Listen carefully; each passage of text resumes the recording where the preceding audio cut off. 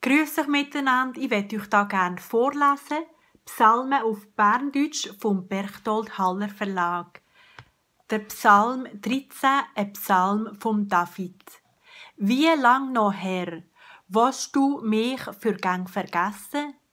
Wie lang noch versteckst du dein Angesicht vor mir?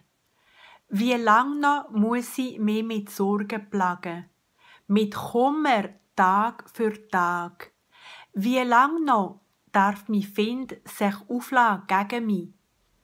Schau doch, gib mir Antwort, Herr, mein Gott. Mach meine Augen heiter, dass ich nicht einschlafe und sterbe. Dass mein Find nicht sagt, jetzt habe ich ihn mögen. Meine Gegner nicht jubeln, wenn ich anfange wanken. Nein, ich vertraue auf die Güte. Mein Herz soll jubeln über die Hilfe. Singen will ich am Herr. Er hat's gut mit mir da.